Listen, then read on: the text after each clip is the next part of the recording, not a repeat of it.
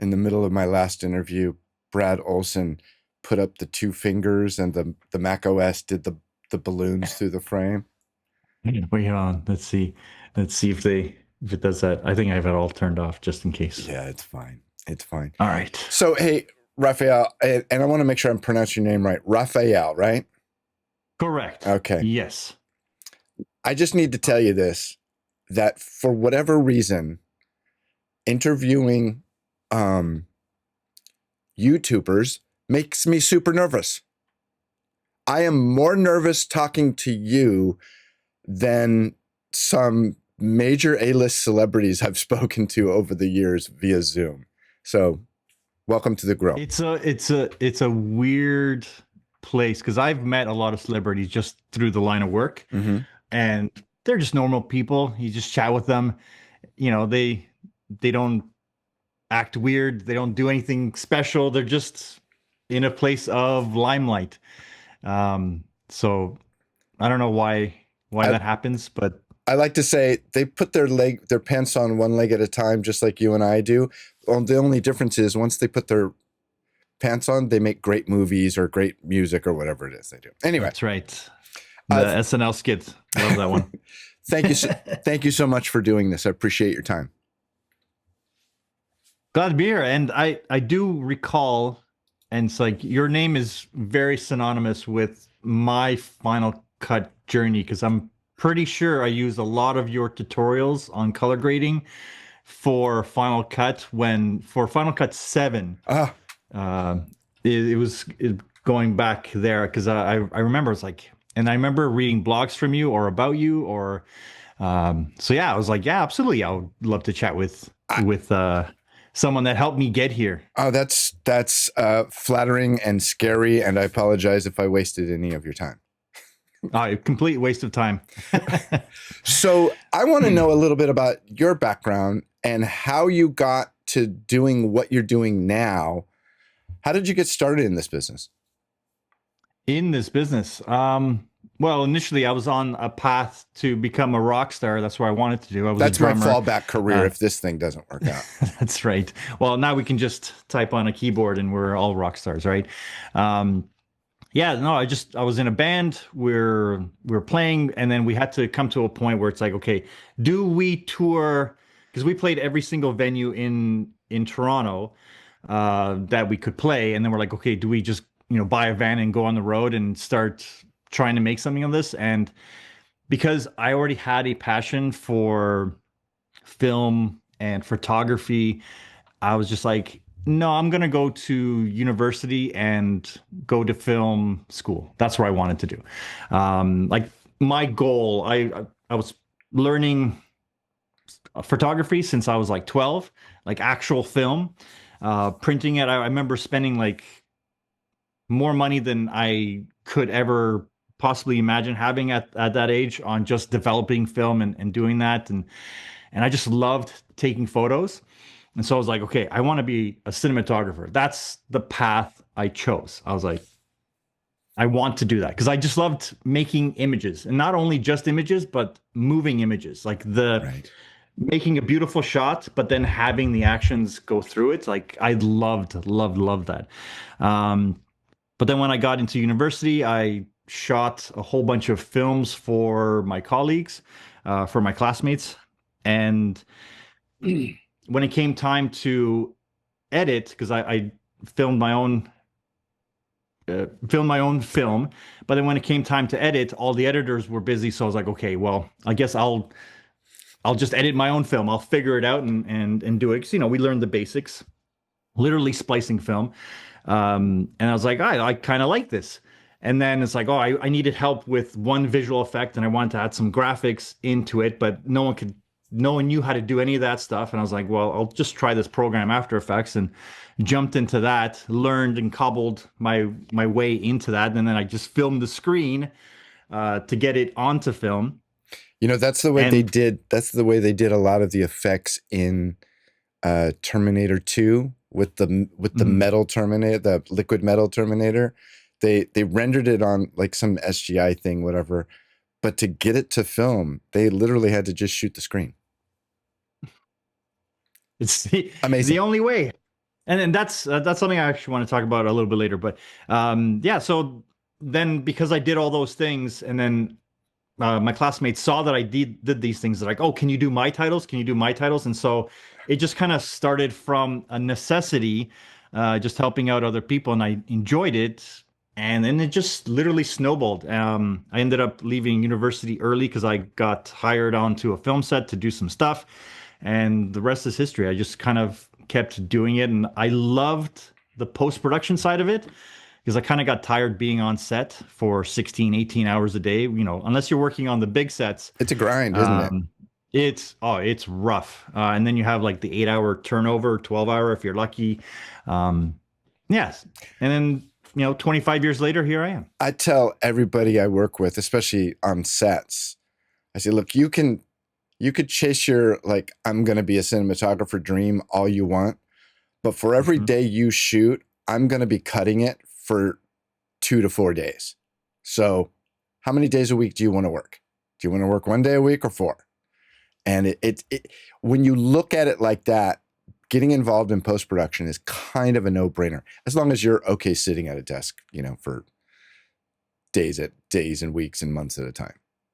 I prefer it now because I've set up a lifestyle, I would say, where I work from home.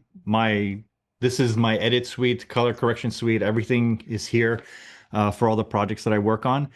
My commute is short. My hours are my own, and the clients, I've built the trust with them that they just kind of leave me alone, and they know the job will get done. So it takes time to build that up, but once you get it, I'm happy to be where I'm at. Hey, sorry, real quickly. When I do this show, I'm doing it to share with you. What I don't want to do is sell you a bunch of AG1 drinks or, better health subscriptions or things like that. But I do want to help pay for the time it takes to do this. So if you take this QR code and scan it and then give it some thought, what is it worth to you? Is it entertaining? Are you learning? And what do you normally pay for that? And if you could send some of that to me, that'd be great. In return, the highest donor per week becomes the executive producer of that episode. Not many donations this week. I'm just getting into the swing of doing this. But we got Burke Moeller. Burke sent $5 my way. Appreciate that, Burke. And the executive producer this week, 2 donors, is Florian. I apologize, Florian. It's Duffe or Duffe, not sure, Duffe. Florian, thank you so much. Florian donated $11. So this week, Fenwick gets $16 to do his little podcast. Maybe next week there'll be more. Let's go back to the interview, okay? Do you do any sort of, I hadn't planned on talking about this, but I didn't know this about you. Do you do any like remote sessions where you work with people like via Zoom or anything like that? Yeah. Yeah. Yeah, all the time. Yeah. Yeah, I was working on our Werner Herzog's Cave of Forgotten Dreams. I did the 6K restoration for that, and that was all remote. Yeah. Just going through it shot by shot. And there's ways to do it, and there's better ways to do it. I still haven't found a perfect way to get color accurate information sent via the web. I know the Mac has a way to do it where you can actually remote share screen, but then you need permission from the other side, and I didn't want to get into asking for permission. And I know there's tech out there, but yeah, a lot of remote sessions. Yeah, if you're doing super like tiny accurate color stuff, that's hard. I know what I do is I just I take the screen from my edit system and I dumb it down through an ATEM mini into a webcam, and then using the same system that we're using here to cut between these views. Yep. I can cut to, well, not that screen. I can cut to my computer screen, and then I just play it. As it turns out, it's the audio that's the hardest bit. And the audio eluded me for a long time. COVID made me get the audio really good. And now I can listen to the timeline, but not necessarily show it to you. And I just Mm-hmm. invite clients and, all the people that have a say on stuff into the Zoom room, and they can all sit there and they can gab away about things that they need to do. I can mute them and go back to work and just listen to the timeline. It's just like having clients over your shoulder. And Yep. I'll never sit in a room with, well, I won't say that. I'd No, rather not sit in a room with people over my shoulder. I remember there was one time I was editing a documentary, and it was in I had an office, so they were sitting on the couch behind, and things take time, and just kept hearing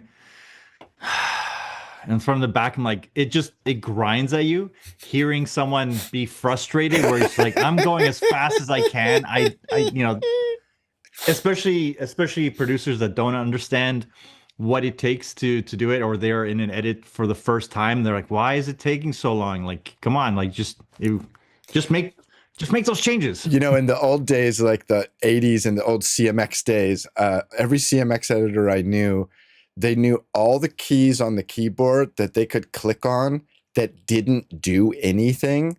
And while they sat and thought about how they were going to do what they were just asked to do, they would just sit there and tappity tap, tap, tap, tap, tap, tap, tap, tap. I was like, oh, he must be working on. I'm getting my money's worth. Listen to how many clicks he's doing up there. That's right. Yeah. And a lot of it is just in your mind. Like, you're like, wait, how am I gonna, if I do move this here, if I do change that, and like, you're thinking about so much of it. No doubt. And then it is a lot of waiting. Sometimes I'm like, okay, I'm stuck on an edit. I'll kind of put it down and go just kind of hang out, whatever, and then getting ready for bed, taking a shower or whatever, and then just like, I know exactly what I need to do. Yeah, and then it's just like, and then I'm up until 4 a.m. because it's like, then it just, the flow. There's no emails, no phone calls, no nothing. So it's a weird lifestyle to be an editor, because you can't really do it from 9 to 5. Because sometimes an edit just comes out like in like record time, and other times you're just like, it's not working. I don't know why. I don't know what it is until you have that moment. Well, at least for me, until I have that moment where like, oh, it makes so much sense now. Now, okay, I get it. And then you rearrange it. I was doing a large screen. I do a lot of like multi-screen, really big edits, super wide extreme ratios aspect ratios, we call them, extreme resolution. And it was this one where there was screens over screens. And so this screen had to have one thing on it, but this screen had to have something on it. And then on occasion, there was imagery that blended across all the screens. So the pixels on the back screen were duplicated. So, and I remember, I think I wore a hole in the carpet in my edit suite. I paced for like 2 days thinking like, how are we going to do this? And the pixel dots per inch was different on the 2 screens. And there was 3 of them Obviously. across. It was a nightmare. But yeah, that's exactly what post can be at times. I've done my fair share, so I know exactly what you're talking about, the large format. Like, I've done car shows, pharmaceutical, announcements, whatever, like annual meetings, just this like... I did a whole bunch of stuff for Tony Robbins for one of his tours that he did. And it gets crazy, the size. And they're like, oh, we're going to do all this stuff. And it's like, you know how long that's going to take to render? That's all I think about. What's your tool of choice when you're doing an extreme resolution thing? After Effects. Yeah. It's the program I know the most. And because it has timelines, it makes more sense when I need to have one thing flowing into another. And I can even do a mock-up of all the screens so that I can always go back and have everything trying to play as one. It's like this, it's an example. It's very versatile. It's cumbersome, but I don't know of any other program that can do what it does for motion graphics and so editing, what I do, all of it to buy. What I do, and again, we didn't talk about what we were going to talk about. I've done giant things in After Effects as well. When Final Cut, and I don't remember what version this was, released the constraints on what size you could make your canvas, I started thinking about it. I was like, and that day I made a canvas that was like, I think it was like 20,000 pixels wide or something. And I'd put a bunch of images in it, fill to screen, select all, insert transition, dissolve, hit play, played in real time. I was like, and this is Final Cut. It was 10? No, it was gonna be like Okay, 10.6 or whatever it was. Whenever they gave us unlimited resolutions, and I could show you some offline because I can't share it, but I could show you some timelines of things I've done in Final Cut. I did one where it was 9 separate screens, and there was 1x1, 16x9, 2:1, all these different screens. And again, oftentimes everything's different, but sometimes you have imagery that, spans all the screens. Mm-hmm. And not that I don't use After Effects, I do. And I would make elements in After Effects and then say, okay, let's bring that into the Final Cut world because it'll all play back in real time really well. So it's pretty good. So I know that you do a lot of color work. I'm assuming you do a lot of that in Resolve because that's the mindset that Resolve has the best color. Why do you do a lot of, pro Final Cut stuff? You do a lot of stuff. I loved your bit on, there's the Sold Alive video that you did about 9 months ago. There's the what you call it? The clock is ticking. I love that video. Really good. And I love your how do I say it? It's like it's a very mature, logical, like, hey, let's talk through this. And I think a lot of people can't do that, unfortunately, in our society, just in general. Why do you care as much as you do about Final Cut? From a purely editing standpoint and all the other graphical things that Final Cut brings, it comes down to one word: laziness. It is so easy to work with compared to the other apps that I don't want to give it up. I want it to continue, and I want it to add a little bit more features. But it really comes down to its ease of use. Yes, I could use DaVinci Resolve, I could use Fusion, I could use Nuke, I could use all these things. But if I can do, like you said, just before with Final Cut, with all these things that it can do, and it does it so easily, like even the color correcting, I can do 95% color correcting in Final Cut Pro. My wish is that more people would use it, so then clients would request it or demand that it be used. One of my biggest hurdles is that I have to be able to provide a package that the client can use, and that always comes down to either After Effects, Premiere, and in some cases DaVinci Resolve. But almost all clients, like bigger clients, they want some kind of package or collect of everything that they can open up, and it's universal. They can hand it off to any other artist to continue working on it, 3, 4, or 5 years down the road. And anytime I mention Final Cut Pro, they're like, what? Like it's not even on their register. Yeah. But if a client comes to me and says, we need this piece edited with these motion graphics and whatnot, and they don't need a collect, I'm jumping in the Final Cut Pro because I can get it done faster. I won't do any audio work because it's a little bit cumbersome, and I'm not really that good with audio, so I'll always send that out. But yeah, it comes down to just ease of use, and I'm just lazy. I don't want it to be more complicated than it needs to be. Like, yeah, DaVinci has great color tools, but I don't use those tools. I don't need to use those tools for the kind of work that I do. Like, I'll use it on my own YouTube videos, but like most clients know, like the projects that I work on, thankfully, are big enough where I can send it to a colorist. Like that's a whole profession unto itself. I don't need to be every single hat on the production. Right. Yeah. I every time I've ever had something where a client is like, where they will request, can we do a pass with a colorist? I'm just like, maybe we don't need to work together. You're just being a pain now. And I will say, from Final Cut, it's a nightmare. It's a nightmare. And I've done the whole, like, one guy I worked with, a good friend of mine, actually, he goes, dude, just render it out. I'll do a scene detection. I'll cut it up. I'll send you back another video, lay it on top of your timeline. It'll be fine.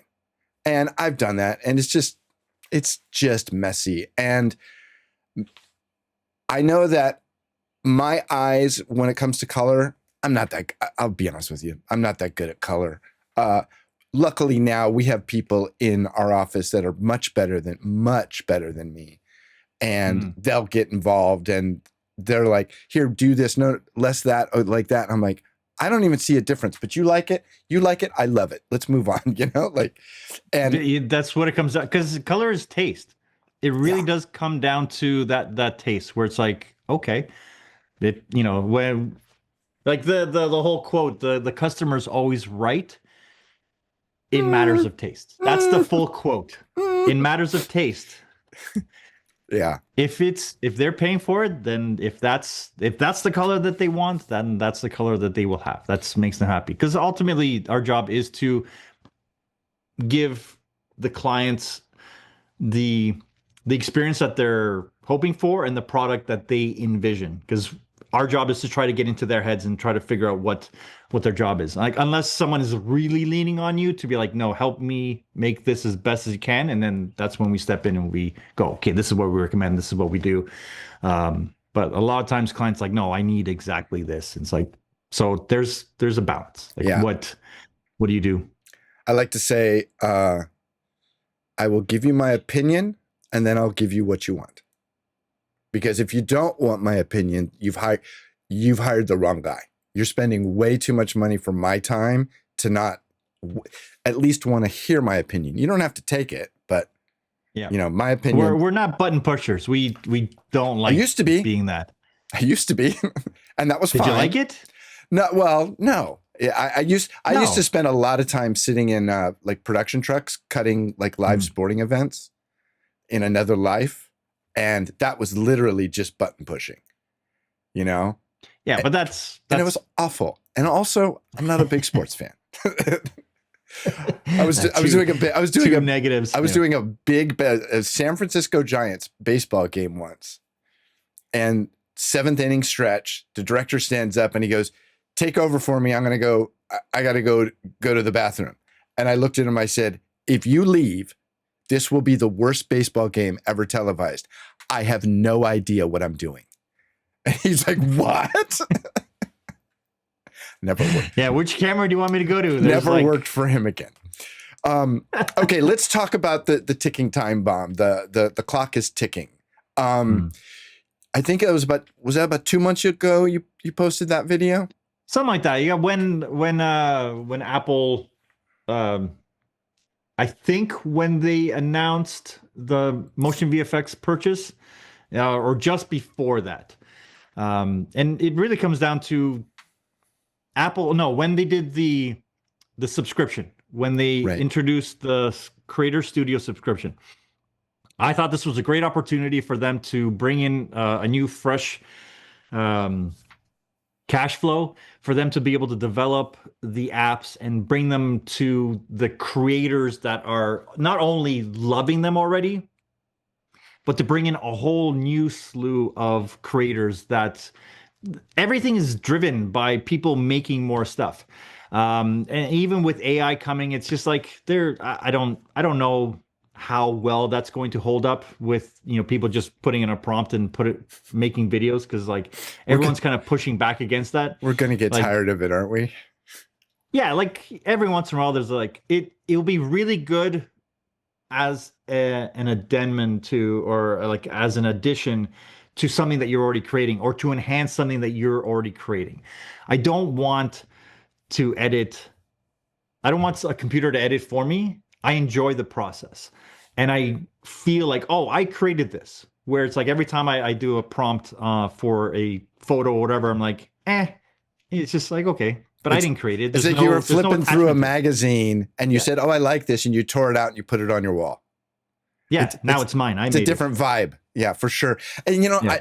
you said something there that I haven't been able to put into words, but I see so much stuff on social media about people saying like, "Oh, editing is such a drag. It takes so long.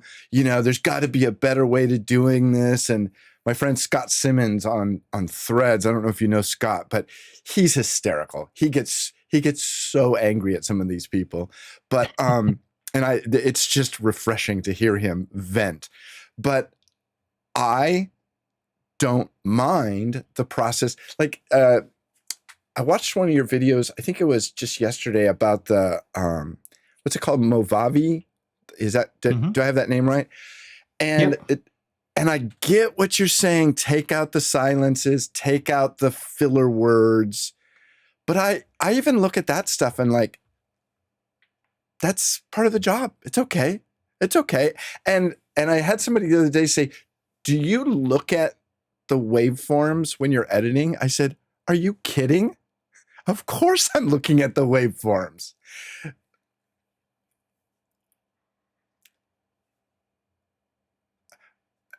Of course you look at the waveforms all the time. As a matter of fact, I was talking with Brad Olson, the producer of the Off the Tracks movie, and we were going through one of the scenes. It was a scene I was in. And I had to pause the video with him on it's the episode that'll come out this Friday. So it'll be the episode before your episode releases. And I had to pause it. I'm like, "Brad, what was that little blip in the audio?" Because he was like showing a thing about how you could roll the edit, and there was just this little blip, and I'm like, "What was that?" And he goes, "Oh, I didn't shoot that B-roll. I don't know what it is." But it was like, of course we're looking at the waveform. It's kind of like in The Matrix where he says, "Can you see the woman in the red dress?" And he's looking at the code. He goes, "Of course I see the woman in the red dress."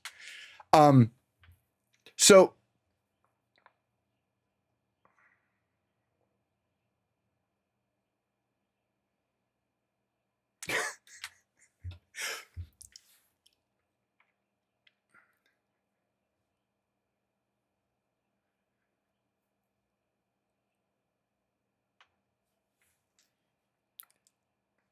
does it make sense? Does it pace? Is there enough breath here?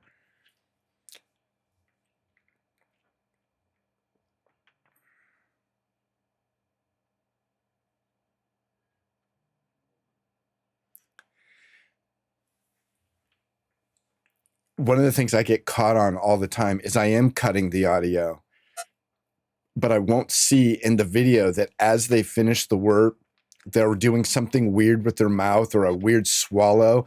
And Sasha, one of our staff producers, she's like, "You got to fix that." I'm like, "What do you?" "Oh, I didn't even look up there. I was just, sorry, missed that all the time." Okay, so the ticking time bomb, we got the subscription. Apple's like, "Okay, we're going to."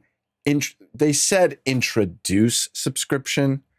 I've heard rumors that they're always going to have the standalone, or I like to call it the lifetime version. I think they will. I don't see them taking that away, because the app from the added value subscription part are two different things for Apple. It's like buying a piece of hardware, but then, there's all these other things you can buy, the services that don't come with the iPhone. And I think having the subscription, a lot of younger creators that can get into, or for $2.99, like they'll get their parents to sign up for that easily instead of paying the $300. But when and if they do add all the things that I feel are coming, like all these enhancements, all the graphics, I know AI stuff is coming for audio production, video production, writing, all this kind of stuff they're working on in the background, especially now that they have the partnerships with Anthropic, Perplexity, I think, and Google for sure. I know that they're going to implement those into a lot of these things. and that will be what pays for the subscription. So you need the subscription to have those things. Right. And the ticking time bomb, the clock is ticking. It really does come down to they have to show some movement this year for people to continue buying into the subscription. Because if a year goes by and they've only added, like 2 updates this year and they're minor fixes, like I don't know. Why spend the 13 what are bucks? people? Yeah, why are people paying for it when they can just go to CapCut for the same price or cheaper and get like so many different features? The fact that there's pages and numbers and all that kind of stuff built into it, well, those are free already. So what are people actually paying for if they don't need Pixelmator or Photomator or whatever the Pixelmator? It's not a full suite yet. Right. So they need to do some big moves this year to show, hey, this is more than worth it. And when they did the announcement with Motion VFX, I was like, if they're doing what I think they could do with this can be fantastic. Because at this point, they almost have to. They just have to. Yeah, they will do something, but how they do it, I don't know. Are they just going to implement the whole designer suite or the Cine suite into it as part of the subscription, which would be the best deal, on the planet for motion graphics people and people that just want to create.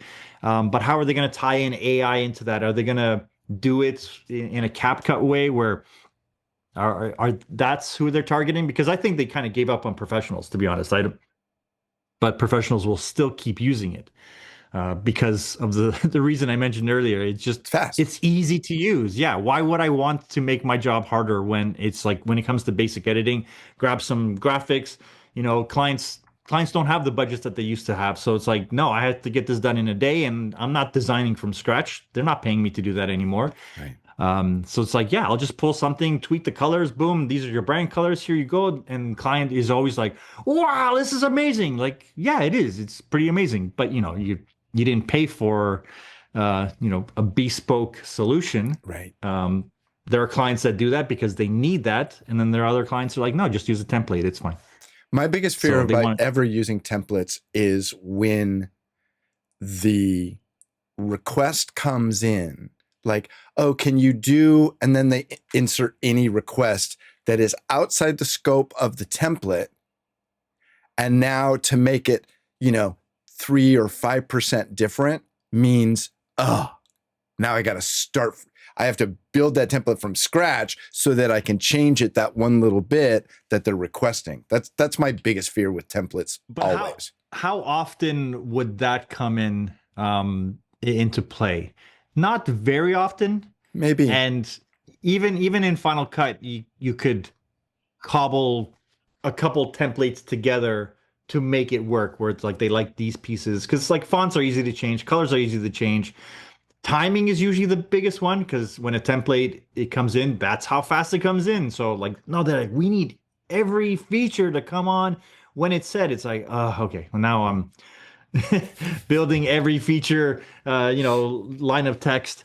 But like in terms of graphical templates, like where it's like an opening, something like that, I'd rather do an After Effects template, because I can manipulate that to, the end of time. Whereas the one for Final Cut, I won't even touch it.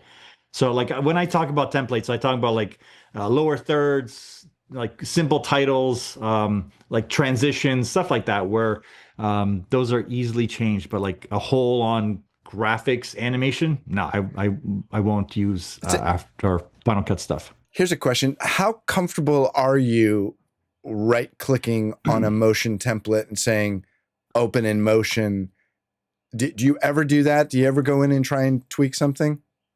Yeah, if it's simple enough, I'm okay. I think motion is terrible, to be honest. Like there are things in motion that don't make any sense. Like if I want to parent an attribute to something, you have to parent X and Y and like every individual thing separately.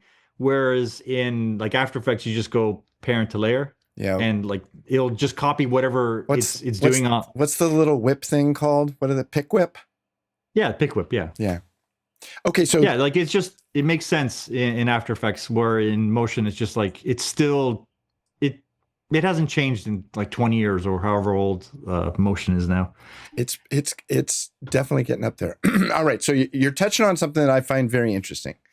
There are the things that people complain about, and I'm not saying you're complaining, but we all complain. I complain. I've realized that in the first episodes of this show, most of it is me complaining, and I'm trying to be more positive. I really am, because I agree with you. Get those out first. Well, maybe just turn everybody off. Say I'm never watching that show. Yeah. But there's the things that we complain about, and then there's the things that we either didn't know how to do that, or it's just a ridiculous workaround. Okay. So I want to hit on, this is from your Sold Alive video, and I pulled a couple of graphics out here, and it's your must-have list that Final Cut has to do. Now, again, this was 9 months ago. So some of these things, I think have kind of maybe been addressed a little bit. And then there's the nice to have. So let's go through. I want to know if you think these things are absolutely not doable, or it's just a ridiculous way of doing it. So let's see. Okay. I think I have a screen here. That's your face right there. Pulled that off the computer box. The Sold Alive from about September. So your must-have list. AI captions to titles. What do you think about that? To bring in a lot of the social creators, I think it's a must-have. Like it needs to come. It's still not there. Do I feel it'll come this year? Yes, especially since it was already kind of packaged in with motion VFX. So it's right there.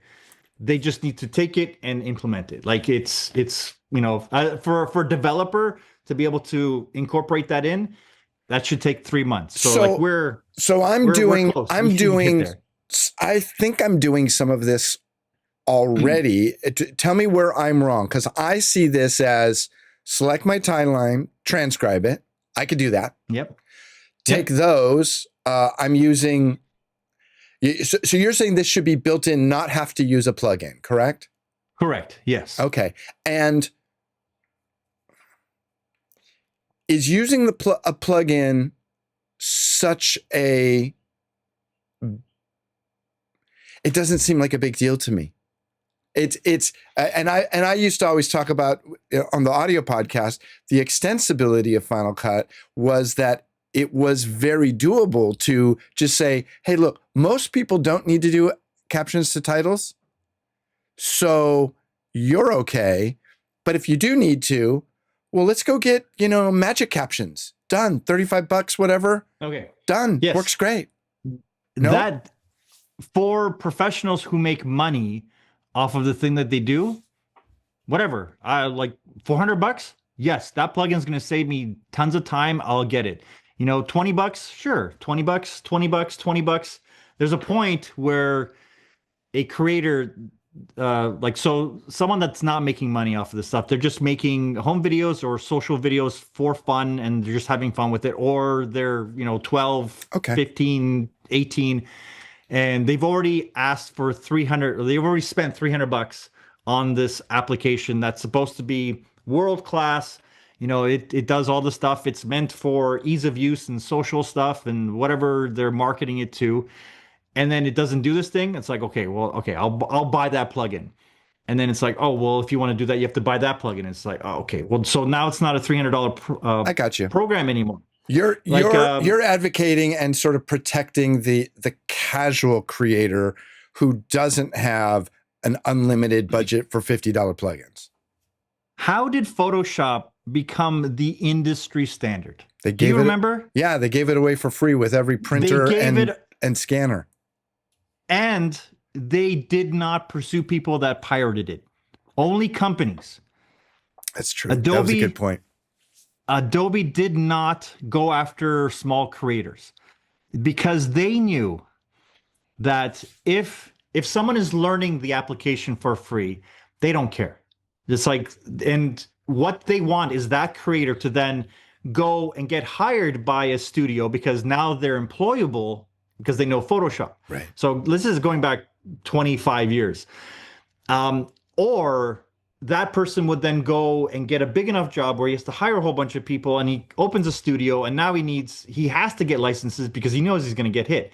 So all these studios popped out of thin air that were all Adobe, all in Photoshop, After Effects, and Premiere. Like they were just like, that was their bread and butter. And then they made bank on that. This is even before the subscriptions. So, and they put everything in those applications, like everything that was there that they could muster and put into it, like, and they just kept adding to it. Now, if Final Cut, if they want to attract the user that wants to create everything that people are using, that the big shops are using, well, then the application needs to be a big shop application. And so it needs to have these captions because, yeah, I may only need to do captions once a month, but, you know, a creator that wants to create them, they're going to create it for every single video that they create. Right. So I think they need to attract the next horde of creators that are just starting to become, and give them a tool that does all the things that all the other creators are doing, and it mimics that kind of stuff, because that's the only way that Final Cut is going to be here 20 years from now. Because like otherwise they're going to sunset it. It's not going to make money. They need to have a user base that is buying the Macs, that is using the iPhones to create the videos. Now give them a way to create those videos. Yeah. So like that's my path. Like for me, I don't care if Final Cut went away today. I got DaVinci Resolve, I got Premiere, I can go back to Avid. Like it doesn't matter. I'll use Final Cut 7 still, because like if I can get it working on a computer, I can still edit. The skills translate. Yeah. So what I love Final Cut because it's so easy to use, and it's like my wife uses it, my kids use it, like it's so simple. But like I'm using it for, you know, tens of thousands, $100,000 projects that are coming through. But most people aren't like me. So I'm not thinking about selfishly me. Well, technically I am, because I would love for all this stuff to be in Final Cut, and everyone is like clamoring like they were for Final Cut 7. It's like, nope, we're using Final Cut 7 and we're doing the next big blockbuster. So, but I know that the only way to justify Apple putting more resources in and building great things into it is that people are clamoring for it, and right now people are running from it. Right. So at least they're steering the ship, or at least turning it. Will it go? Well, I'll say that 2026 is like the first time it seems like there's actually somebody in the wheelhouse again, because things are changing. You know, and I'm not going to go through all your must-haves because you've hit on a theme here. I've seen two themes come from you. One, it's the new generation of creators, and Apple has always kind of said that that's what Final Cut was for. Okay. The Final Cut 10. And so some of these features have to be built in and not go buy yourself a plugin. I get that. And then also on the other side of that coin, what you were saying earlier about if you are doing a more high-level job, and because of interacting with others, you're not allowed to because they want to get all your Premiere projects, files, or whatever, then that's a problem too. I don't know that they can address that. That may not happen. Oh, I don't think so, but like let's step back before Final Cut X. Okay. The Final Cut 7. It was mandatory that we knew how to edit in Final Cut 7. It was mandatory. Like that's like it was either Avid or Final Cut, and Final Cut was going like this, like on a tear. Like people were like, "That's it. It's the new thing." And then they announced Final Cut X, and like, look at all the great things that Final Cut has created in the past. And then it's just they shit the bed. Sorry to that's okay. My French, but yeah, like they lost their path. I don't know what happened and why they kind of gave up. And you're right. This does seem like the first time in a long time where someone walked into a broom closet and said, "Hey, you guys are still here?" Like that's what it feels like. Where they're like, "Oh, I thought this died long ago. I was wondering what that smell was." So let me ask you this: something weird happens in the universe, and you get a call from Cupertino, and they go, "Rafael, we need you to come down to Cupertino. You're in charge for the next 12 months." What's the first project you take on? First project I take on is I would gather a whole bunch of people in the know of what they actually need. Like I would get pro editors, I would get like B2B editors, and I would get a whole bunch of social creators and be like, okay, where's the middle ground? What do you guys need? What do you guys need?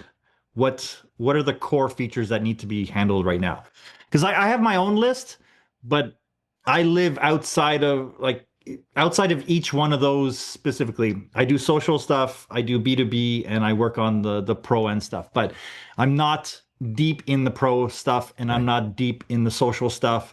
So it's just like I would want a nice big consensus of like, these are the main features, and then derive from that some core values. Because I know if I came in and be like, make it like this for me, there'd be a lot of people be like, I don't need that. Right. So it's like, I think it just needs to be up to date with like the best features of all the big editors. Like I think audio needs a huge overhaul to be able to mix based on audio roles would be so valuable, so even for me. My number one pick, let's get off the pot, audio, a roles-based audio mixer. And while you're at it, and this here's the problem with this is you have to get corporate buy-in because you're going to need a little bit more than $12.95 from a couple of users. But while you're at it, when you release the roles-based mixer, buy Waves audio plugins and include them all in Final Cut for free. You could still license Waves to all the pro audio mooks out there doing concerts and, creating albums and stuff like that. Keep that part of the business the same. Yeah. But if you have Final Cut 10, you get all the Waves plugins built into the roles-based audio mixer. I think that would send a massive shockwaves through the industry. Not only are we giving audio some attention, but we're giving it a great resource as well. See, for me, I would be like, "What's Waves?" Okay. Like for me, I'm not on the audio side of it. I might know a little too much about audio. Waves is to audio what motion VFX is to video. It's a big deal. I would appreciate it. I would look into it. And I think that's the other part of this whole thing where most people will buy the product and then just use whatever standard already in there. They won't even go looking for the option of like, is there a plugin that does this thing? Right. Like it takes doing this over and over and over again. Be like, there's got to be an easier way. How do you? And then you search and then you find that there is that there's a plugin. There's a plugin that does that. I don't have to build it from scratch every single time. But yeah, like having actual audio plugins and they're easy to use for sure. But for me, it's like I don't know what to listen for when it comes to the audio side of it. So right. I'm always like, I'll send it to people that can see what they're looking for. So tomorrow, this will be for next week. I'm talking with Ian Anderson, the creator of Keyframe Toolbox. Mm-hmm. So kind of the same thing about your improved keyframing. Great plugin out there. I don't know if you've played with it or looked into it at all. But along the same, I recently just saw it. Yeah, I think it's a new plugin, right? Jen did a video on it. unsponsored and everything. She just started playing with it. She goes, "Oh my God, I love this. Everybody should be looking into this." And but the same thing is, it's a plugin you have to go and add on. Yeah, I don't like, it's fantastic, but if I have to add a plugin for just to do a scale adjustment, like that frustrates me. Yeah, I can see that. There's, like I like using add motion because it's like it's simple enough because I need it to do a bounce or something very specific. But like when I just need it to ease in from here to there, and I have to go now add a plugin just to do, like, no, that should not be like that. That's like keyframes, easy ease on keyframes, like, and just like a curve editor. Oh, sure, that'll be nice, but like just give me the option to do, linear or smooth. Like even that, like, come on. Like, one of the questions I'm asking Ian that I've concocted is, what is your Sherlock Price? So the Sherlock Price is Apple calls you and says, I want all that code. What's it cost? Because they're going to just, copy and paste it into Final Cut, which is clear. I agree with you. I think that Apple has used the, oh, well, there's a plugin for that excuse too quickly. Right? So it's like, oh, well, there's a plugin. Yeah, but should there be? Can we just get this done? I agree with you. Like I said, like as like what a modern editor should be, they're the promise of what Final Cut X could have been. Like the magnetic timeline, fantastic, like great. But I still, as a professional, would love to have OMF. I would love to be able to send out an OMF to an audio guy and then kind of round trip it.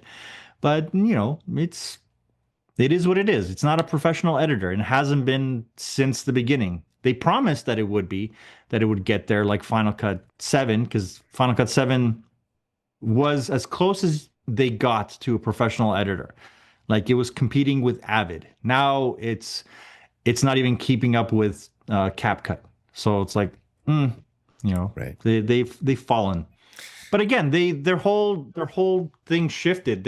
I don't think they expected the iPhone to be this juggernaut success. They thought that, it's going to be continued Mac sales, and the new iMac is coming, and then Final Cut kind of came in when they started working on the next generation, and then just the iPhone just kept growing and became this monster of a success where they're like, maybe we're not going to be making computers anymore. So maybe we slow down the development of all this stuff and just hammer in on iOS, and that's all we're doing. And let everyone just develop iOS apps, and they'll create everything. And they're like, well, someone's going to come out with a better nonlinear editor, and then DaVinci came around, and now they're promoting DaVinci Resolve. So like they're taking the same playbook as iPhone apps, where they're just like, someone else is going to create something better. Why do we need to do it? We built Final Cut to showcase how great our computers are. There's a better app now. We got developers on board, and they're developing something better. Why do we need to do it? I think that's where they're. Yeah, I think a lot of the problems with the advancement of Final Cut, and this is a theme that I've talked about on this show, and frankly, part of the reason why I decided to bring this show back, okay, as a video show, is that there's a lot of animosity or just resistance from what I call people above the red line. I have this graphic I've used where I have this red line, and there's people above it, so you got like Tim Cook and now John Turnus, and then people below it. And the problem is I'm finding very few names that I can put below the line, because the red line is the division between I'm fighting you, and the people below the line are the people that are fighting for me, right? Like they're fighting to make this tool better. And I can't find a lot of names. And you're more than welcome to, this is a message to Apple, you're more than welcome to come and contact me. I know your bosses won't let you, and that's a problem. That's a huge problem. And if you're the boss and you're the one who says they can't come talk, then you're more than welcome to talk. John Turnus, come talk about the development, because at a certain point, it rests on your shoulders. Are you just letting these people die on the vine? Is that why you have $4 trillion and you can't give them a little bit of money to hire somebody to finish off that audio mixer? I mean, at some point it's ridiculous. They got to go like, beg for money on the street at $12.95 a pop so they can put some more money into development. And that line, it just in and of itself bothers me. It's like, really? You need more money? You got 4 trillion and you need more. How many more trillions do you need before we can finish off this audio mixer? And again, we're getting back onto the rant that has overtaken the show, and I apologize to people. Let's play devil's advocate. Okay, yeah. And you're running the company, and you have one service or product that is just making, is just going gangbusters and making money. And okay, yes, iPhone. And now the services that are coming in where, they're spending billions of dollars on Apple content, and they're overproducing. Yeah, they're overproducing their movies and television shows. They don't have to spend that kind of money, but they're going, like, the amount of money that they put into one television show would cover the cost of development for Final Cut Pro for like a decade. Like, it's just like, it's more than enough. But then you have a product that they released where they're like, one-time payment, you don't have to pay again ever again. I don't know why they did that.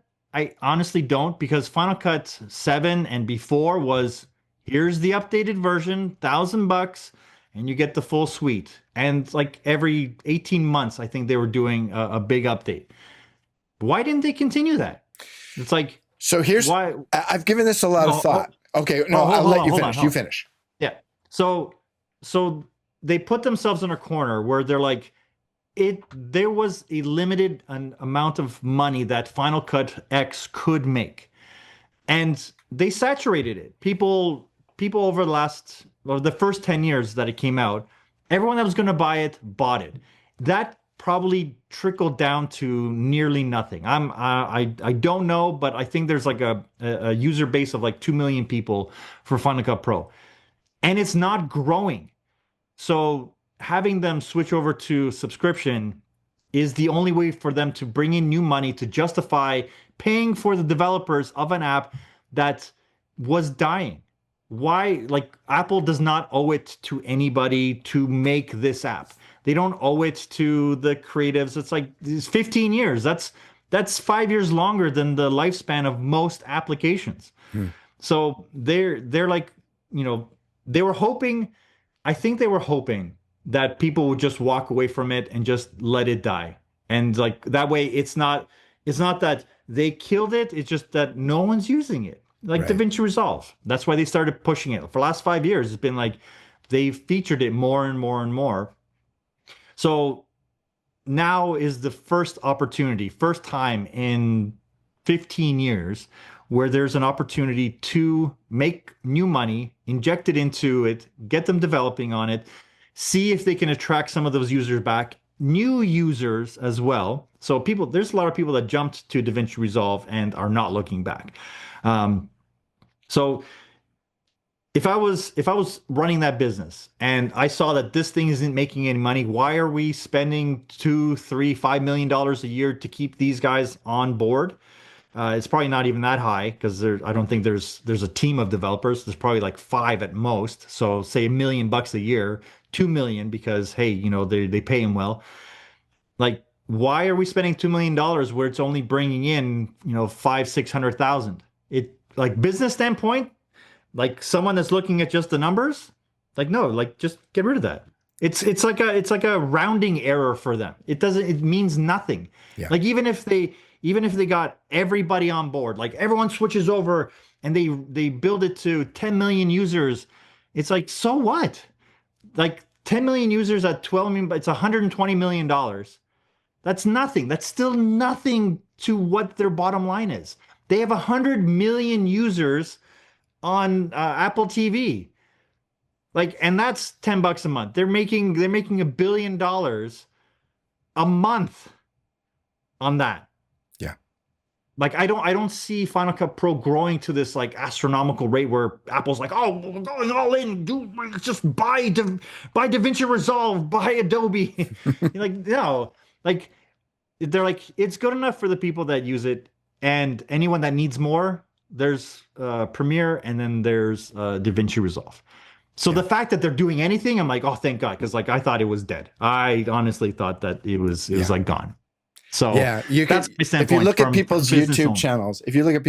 channels, a year ago, there was all of that, you know, or 2 years ago, like why I'm switching, you know, how to move from Final Cut to Resolve and stuff like that. And it's just like, oh, come on, people, just come on. And I agree.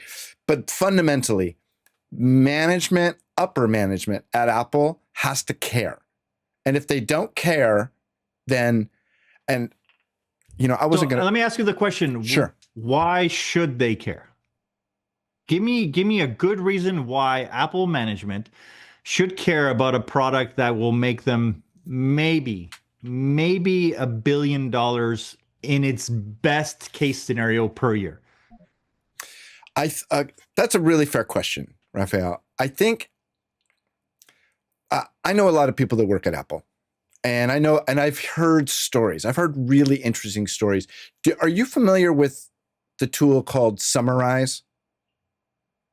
I think so, yes. In today's day and age, everybody has access to something that will summarize because we have, you know, ChatGPT, and here, take this 100-page article and sum it down to a page and give me some bullet points. I get that. But for 25 years, at least, there has been it's called an Apple service. And if you dig through your menus, you can go find the services, and you have to turn it on. You have to actually go find it and say, make this available as a service. And the Apple Summarize service for 25 years has been able to take a whole article of information, and there's literally just a slider at the bottom of the screen.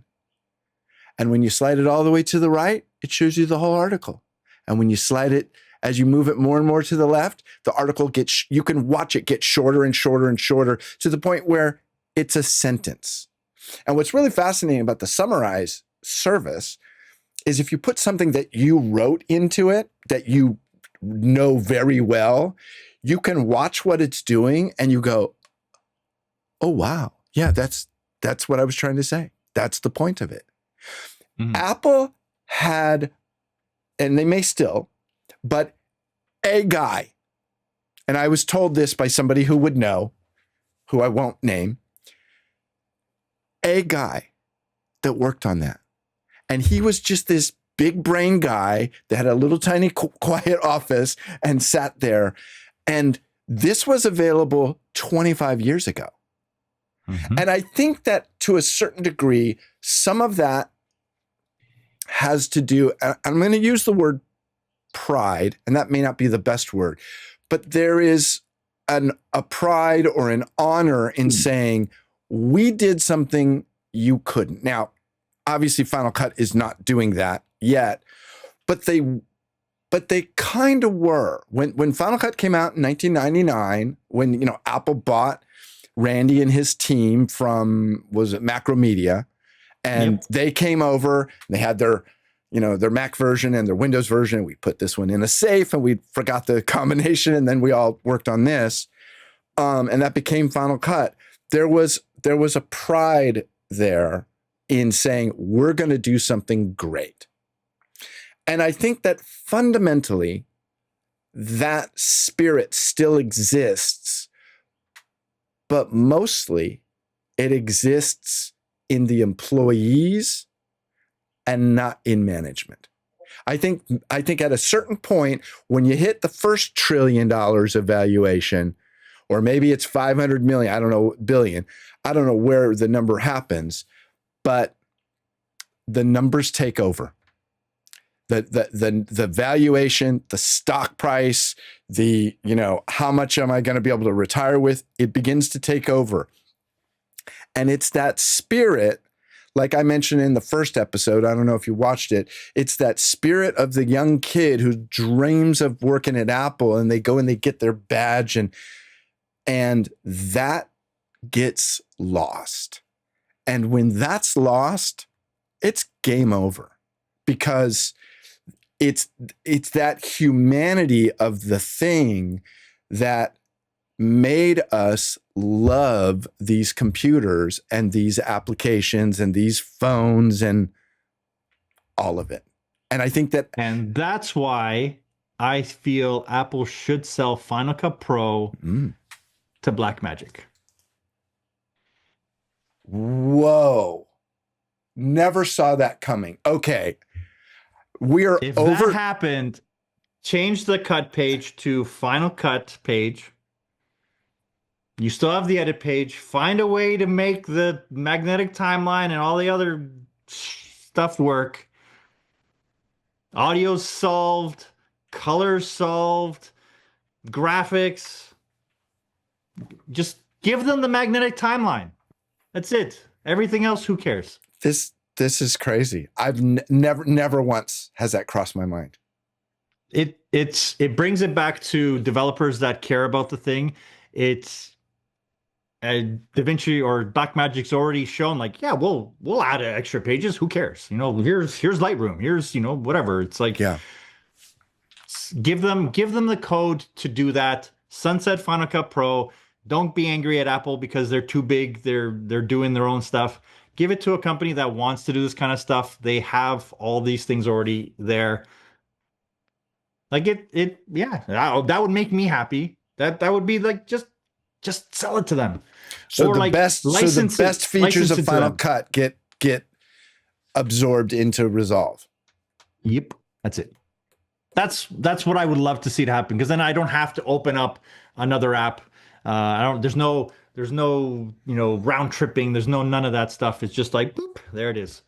We get what we want. You know, so you have the social media page, which would be Final Cut Pro, which is simple to use. You have the Pro timeline editors. Like it's a nice to have. They would mess it up so bad that like, no, that's not the part that we wanted. We just like, oh, now we're just in a worse place. But yeah, like that's like, just literally take all of Final Cut Pro and just jam it into where the cut page is. So as Final Cut Pro is right now, like, sure, you can use the color scheme, but like, just bam, right there, cut page. Everything else for DaVinci Resolve is still the same, but like, you know, tie it all in so it's all like all the captions, all that kind of stuff is working. Add in motion VFX and then boom. Like, I don't even know how to respond to that. That's a crazy idea. That's very interesting. Yeah, but Apple doesn't do anything like that, so they would never sell something. They're like, no, it's ours. It's dead for everybody. Well, what did they do with Claris and Final Cut or FileMaker?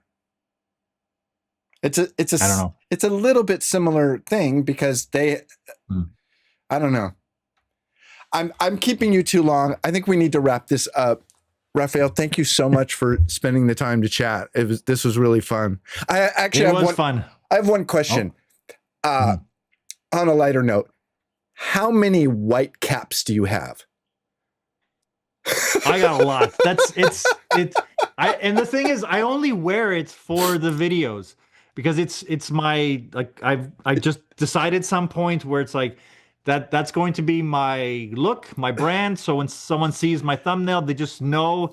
And it's just, it's hoodie, absolutely, it works. It works great. And then the other question is, because it dawned on me last night, I was like scrolling through your page. I was like, does the black cap mean something? Is that like, I only wear the black caps if I'm talking about a product, but I wear white cap if I'm doing tutorials, or I was reading too much into it. Oh, it's my alter ego. It's when I'm the bad guy and I'm complaining about it. Well, in that case, I probably only would wear black caps. Thanks so much. I appreciate this. This has been a lot of fun. I really thanks for having me on. And if you ever want to like showcase one of your plugins or say, hey, I want to teach you, because one of the things I'm looking forward to doing is, and I think I might do this with Ian, where we're going to open up the keyframe editor and I'm going to say, teach me how to use it. And we could do it because I can share the screen and do some boxes and stuff like that. Yeah, so that'd be great. Yeah, it'd be fun. Yeah. So if you ever want to do it, just reach out. I really appreciate the time. All right. Yeah, had fun. Cool. So Enjoy the rest of your day. Right now, yep.